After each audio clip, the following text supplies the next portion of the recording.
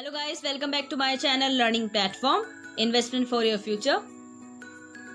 I hope आपको history की video series के सभी वीडियोस पसंद आए होंगे। हम आगे भी अलग अलग टॉपिक्स पर वीडियोस बनाते रहेंगे। आपके सपोर्ट के लिए बहुत बहुत धन्यवाद और इस सपोर्ट को लाइक, शेयर और सब्सक्राइब के रूप में आगे भी बनाए रखिएगा। दोस्तों, आप में से कई लोग कॉम्पिटिटिव एग्जाम्स की तैयारी कर रहे होंगे, जिसमें हर सब्जेक्ट के लिए आपकी बेसिक नॉलेज बहुत जरूरी है और इस मुद्दे को ध्यान में रखते हुए हमने इस चैनल को अलग अलग सीरीज में बांटा है, जिसमें हम स्टेप बाय स्टेप स्कूल के सिलेबस से लेकर पोस्ट ग्रेजुएशन तक के सिलेबस को बहुत ही सटीक तरीके से आपको समझाने का प्रयास करेंगे। चलिए बात करते हैं आज के क्लास डिस्क्रिप्शन की, जिसमें आज हम 6th क्लास के राजनीतिक विज्ञान के चैप्टर 2 को कवर करेंगे, जिसका नाम है डाइवर्सिटी एंड डिस्क्रिमिनेशन, विविधता और भेदभाव। चलिए फिर शुरू करते हैं। पहली हेडिंग है अस्तित्व की निर्भरता। दोस्तों, किसी व्यक्ति का जो अस्तित्व है वे बहुत सी बातों पर निर्भर करता है, जिनमें से कुछ को आप स्क्रीन पर देख भी सकते हैं, जैसे कि निवास, किसी क्षेत्र विशेष, राज्य, देश आदि, कौन सी भाषा बोलते हैं, कोई लोकल लैंग्वेज, मातृभाषा, ऑफिशियल लैंग्वेज या फिर विदेशी भाषा, किस प्रकार का भोजन खाते हैं। ये व्यक्ति की संस्कृति और क्षेत्र विशेष की भौगोलिक स्थिति पर निर्भर करता है। किस प्रकार के खेलों में रुचि लेते हैं, त्योहार किस प्रकार के मनाते हैं, ये व्यक्ति की रुचि, धर्म, क्षेत्रीय विशेषता, सांस्कृतिक इतिहास पर आधारित होता है। किस प्रकार की भौगोलिक स्थिति में रहते हैं, जैसे भारत में ही उत्तर, दक्षिण, पूर्व, पश्चिम हर दिशा की भौगोलिक स्थिति में कुछ न कुछ बदलाव देखने को मिल जाता है। इसी के साथ ही इतिहास बहुत अहम है। समाज में रह रहे सभी वर्गों का अपना एक इतिहास होता है, जो कहीं न कहीं उनकी सोच को भी प्रभावित करता है। कुछ अन्य विशेषताओं को देख लेते हैं। माना जाता है कि पूरी दुनिया में मुख्यतः 8 धर्म हैं, जिनमें से लगभग सभी धर्म को मानने वाले भारत में रहते हैं। लगभग 1600 भाषाएं हैं, जिनमें से कई तो मातृभाषा के रूप में अपनाई गई हैं, और तो और 100 से भी ज्यादा डांसिंग फॉर्म्स देखने को मिलते हैं, जो कि अलग अलग जगह की सांस्कृतिक पहलुओं को जोड़कर बने हैं। अब हमने इतनी सारी विविधताओं की बात तो कर ली। इन सभी विविधताओं के अपने फायदे और नुकसान भी हैं, जिन्हें हम सकारात्मक आयाम और नकारात्मक आयाम के रूप में बांट सकते हैं। पहले बात करते हैं सकारात्मक आयाम की। इसमें लोग अलग अलग सूचनाओं का एक दूसरे के साथ लेन देन करते हैं, जिससे इन सूचनाओं की महत्ता और भी बढ़ जाती है और साथ साथ प्रचार भी हो जाता है। लोगों को एक दूसरे की संस्कृतियों को जानने को मिलता है, जिससे लोग मिक्स कल्चर की ओर आगे बढ़ रहे हैं। ऐसा करने से व्यक्तियों के बीच में गहरा लगाव होता है और एक दूसरे के प्रति कुछ नया जानने की इच्छा बनी रहती है।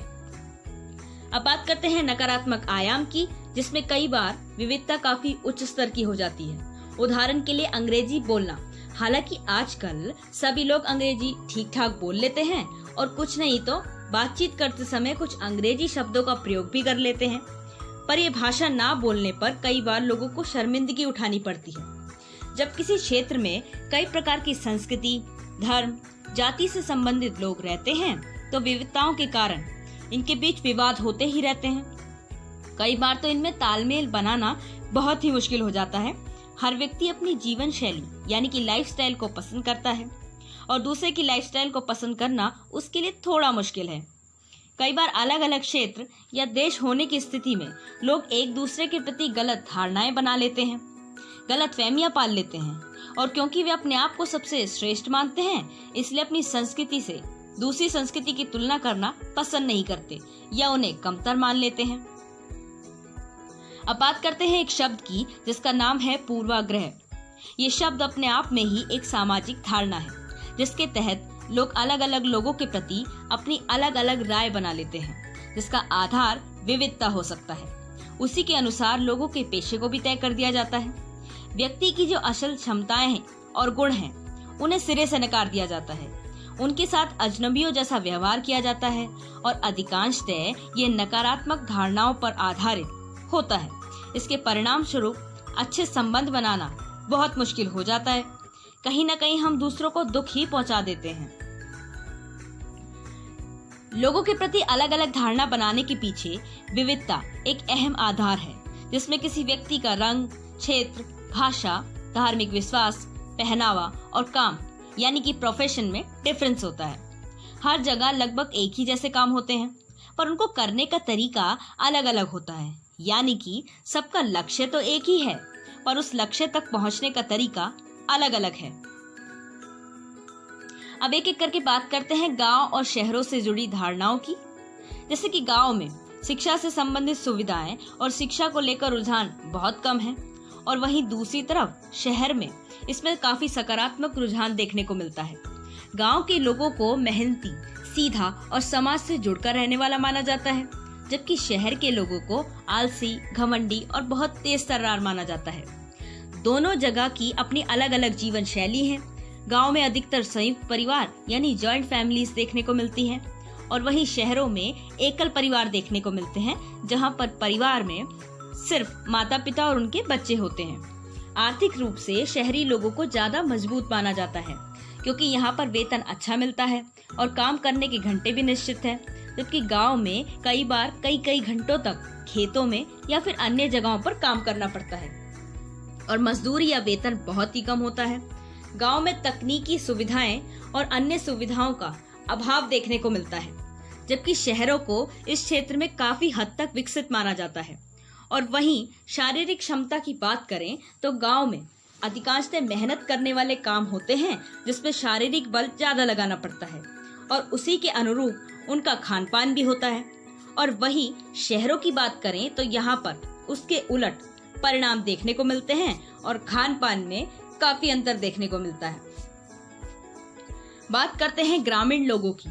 ऐसी मान्यता है कि भारत में अधिकांशतः लोग गांव में ही रहते हैं, या आधुनिक तकनीक की सुविधा से लोग काफी हद तक वंचित हैं, या खेतों के काम में कई बार पूरा परिवार अपना सहयोग करता है, और क्योंकि यहाँ पर कमाई कम है इसलिए बहुत से लोग शहरों की ओर माइग्रेट कर जाते हैं। अब बात करते हैं शहरी लोगों की। लोगों की धारणा है कि शहर का जीवन काफी आसान होता है। यहाँ के लोगों के बारे में बहुत सी नकारात्मक धारणाएं देखने को मिलती हैं। जैसे यहाँ के लोग ज्यादातर अपने काम में या अपने आप में व्यस्त रहते हैं। इसके कारण परिवार के साथ समय बिताना मुश्किल होता है। यहाँ पर धन को प्राथमिकता दी जाती है, न कि व्यक्ति को। यहाँ रहना बहुत ही एक्सपेंसिव है, क्योंकि यहाँ अधिकांश लोग किराए पर रहते हैं, तो किराया और आने जाने का खर्चा लोगों की कमाई के एक बड़े हिस्से को कम कर देता है। अंततः हम ये कह सकते हैं कि गांव और शहर की अलग अलग जीवन शैली है, अलग अलग व्यक्तित्व के लोग यहाँ रहते हैं, जिनमें भिन्नता देखने को मिल सकती है, परंतु गांव के सभी लोगों या शहर के सभी लोगों के लिए एक निश्चित धारणा बनाना सरासर गलत है। पूर्वाग्रह को आगे बढ़ाते हुए एक बहुत ही महत्वपूर्ण विषय की बात करते हैं, जिसका नाम है लड़के और लड़की में भेदभाव, जो कि आम तौर पर हमारे समाज में पाया जाता है।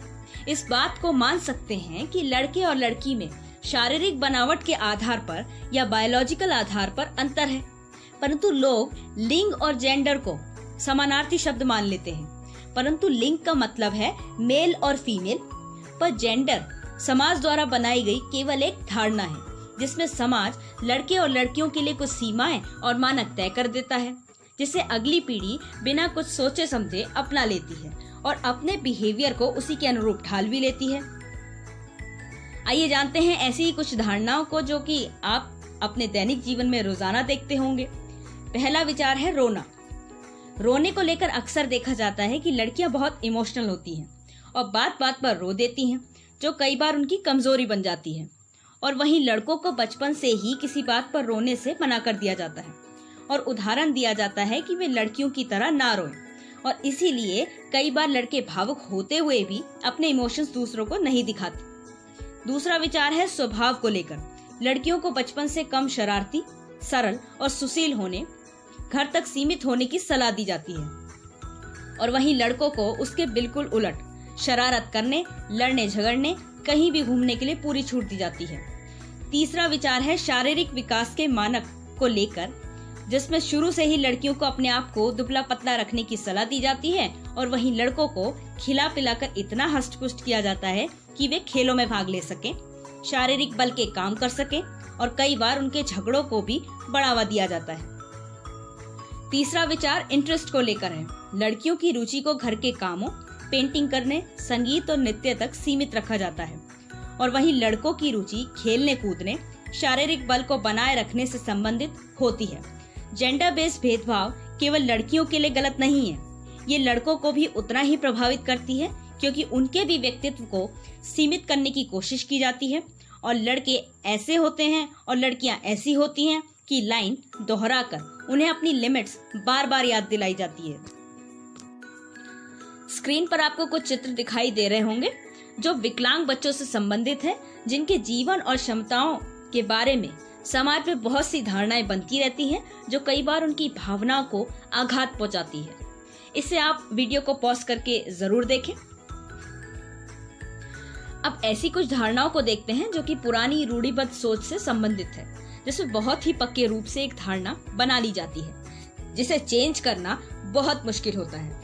जैसे किसी व्यक्ति के बारे में कंजूस, अपराधी, बेवकूफ इस तरीके के शब्द प्रयोग करना, और कई बार पूरे के पूरे समूह को एक ही धारणा में समाहित कर लिया जाता है। पर ये लोग इस फैक्ट को भूल जाते हैं कि प्रत्येक व्यक्ति की अपनी योग्यता और गुण होते हैं जो उसे औरों से खास बनाते हैं। और इस तरीके की नकारात्मक धारणाएं कई बार उसके विकास में सबसे बड़ी बाधा बन जाती है। एक उदाहरण से इसे समझते हैं, जैसे लड़कियों का हवाई जहाज उड़ाना, जो कई बार उनकी शारीरिक क्षमता पर प्रश्न उठाता है और इस काम को केवल लड़कों तक सीमित करने की कोशिश करता है। पर वे इस काम को बहुत अच्छे ढंग से कर सकती हैं और आपको इसके बहुत से उदाहरण भी मिल जाएंगे। इसी संबंध में इस्लाम धर्म से जुड़ी एक रूढ़िबद्ध धारणा को समझने का प्रयास करते हैं। कई बार लोग कहते हैं कि मुस्लिम लोग अपनी लड़कियों को स्कूल भेजने में ज्यादा रुचि नहीं लेते हैं, परंतु उसके पीछे का मुख्य कारण कुछ और है। कुछ आंकड़े बताते हैं कि मुस्लिम आबादी की आर्थिक स्थिति कुछ क्षेत्रों में इतनी बेहतर नहीं है कि वे अपने बच्चों की पढ़ाई को जारी रख सकें, और इस कमी को दूर करने के लिए सरकार को कदम उठाने चाहिए। इसका एक अच्छा उदाहरण है केरल, जहां अधिकतर जगहों पर स्कूल घर के पास में ही है और टीचर्स के लिए सरकारी बस की सुविधा की गई है, जिससे स्कूल तक उनकी पहुंच बेहतर हो गई है। और एक आंकड़े के अनुसार इन टीचर्स में लगभग 60% महिला शिक्षक हैं। इसके अलावा सरकार को लड़कियों को सशक्त करने के लिए और भी क्षेत्रों की तरफ ध्यान देना होगा, चाहे वह नौकरी हो, सुविधा उपलब्ध कराना हो या उनका सर्वांगीण विकास करना हो। समझते हैं दो विपरीत स्थितियों को, जिसमें एक है समानता और दूसरा है भेदभाव। पहले हम भेदभाव को समझते हैं, जिसमें कहीं ना कहीं लोग अपनी धारणा के अनुसार रिएक्ट करते हैं और एक दूसरे को नीचा दिखाने की कोशिश में लगे रहते हैं।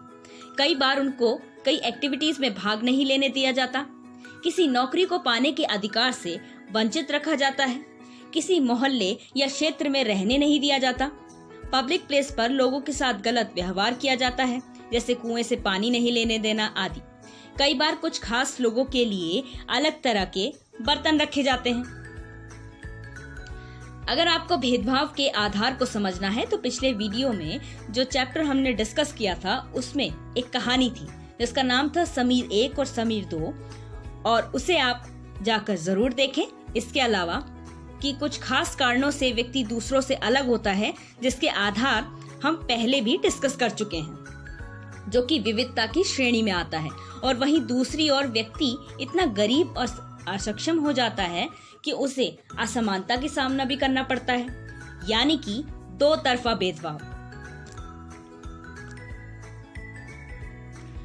जब व्यक्ति भेदभाव का सामना करता है तो उसे किन परिस्थितियों से होकर गुजरना पड़ता है, इसे समझते हैं। समाज में कुछ प्रोफेशंस को यानी काम को अधिक महत्व दिया जाता है और कुछ को कम। जिन्हें कम महत्व दिया जाता है उन्हें बहुत नीची श्रेणी का मान लिया जाता है।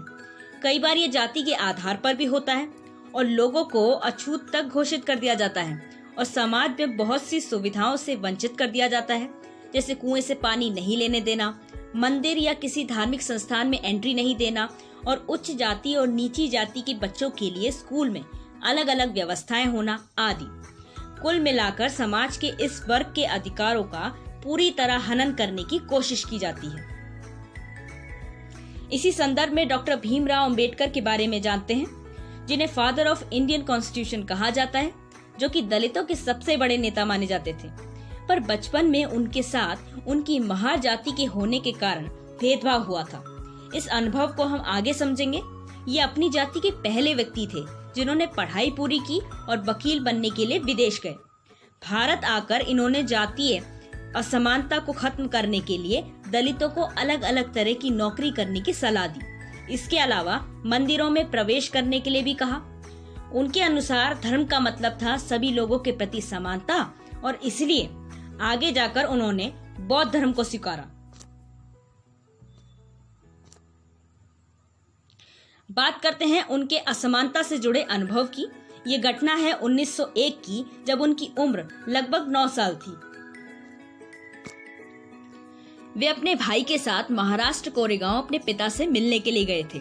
स्टेशन पर बहुत देर इंतजार करने पर भी उनके पिता ये नौकर उन्हें स्टेशन पर लेने नहीं आए। कुछ ही देर में स्टेशन मास्टर उनके पास आकर उनसे वहां खड़े रहने का कारण पूछते हैं। डॉक्टर अंबेडकर अपने वहां खड़े होने का कारण बताते हैं। स्टेशन मास्टर को लगा कि वे ब्राह्मण परिवार से हैं और एक हिंदू होने के नाते, जैसा कि आमतौर पर लोग करते हैं, उनकी जाति जानने की इच्छा जताई। दूसरी तरफ से जवाब दिया गया महार, जो कि एक निम्न जाति थी, और स्टेशन मास्टर का व्यवहार अचानक से बदल गया और वह अपनी जगह वापस चला गया। वहां खड़े खड़े शाम हो चुकी थी और स्टेशन मास्टर दोबारा उनके पास आता है और उनके आगे की योजना पूछता है, जिस पर जवाब आता है बैलगाड़ी का इंतजाम। परंतु वहां खड़े बैलगाड़ी वालों ने उनके महाजाति के होने के प्रकरण को सुन लिया था, इसलिए उन्होंने उन्हें अपनी बैलगाड़ी में बैठाने से इनकार कर दिया। इस प्रकार वे आर्थिक रूप से सक्षम होते हुए भी सामाजिक सुविधाओं और सम्मान से वंचित रह गए। आगे चलकर भेदभाव और ब्रिटिश शासन के विरुद्ध लोगों ने संघर्ष किया, जिनमें दलित महिलाएं, जनजातीय लोग और किसान सबसे आगे थे। दलितों की मांग थी कि उन्हें मंदिरों में प्रवेश दिया जाए। महिलाओं की मांग थी उन्हें पुरुषों के बराबर शिक्षा का अधिकार दिया जाए, और वहीं किसानों की मांग थी कि जमींदारी व्यवस्था को खत्म किया जाए और अधिक ब्याज से मुक्ति दिलाई जाए। भारत को आजादी मिलने के बाद संविधान बनाने की जरूरत महसूस हुई, जिसमें संविधान सभा ने इन सभी असमानताओं को दूर करने के लिए कानून की भूमिका बहुत अहम समझी और संविधान में ये उल्लेख कर दिया कि सभी लोगों को समानता का अधिकार है, छुआछूत को क्राइम माना गया, हर व्यक्ति को प्रत्येक काम करने की आजादी है और उसे समान अवसर भी प्राप्त हैं। और तो और लोगों में समानता लाने के लिए सरकार की भूमिका को और भी सशक्त बनाया, उस पर बहुत सी जिम्मेदारियां डाली गई। इसके अलावा विविधता को सम्मान की दृष्टि से देखा गया, यानी सबको बराबर मान्यता दे दी गई और एक धर्मनिरपेक्ष देश बनाने की धारणा को प्राथमिकता दी गई, जिसमें सभी लोग एकजुट होकर रहें। इस स्लाइड में आप संविधान की प्रस्तावना को देख सकते हैं, जिसे आप वीडियो पॉज करके जरूर पढ़ लें। ये तस्वीर है संविधान समिति के कुछ सदस्यों की, जिन्होंने भारतीय संविधान को बनाने में बहुत अहम भूमिका निभाई थी।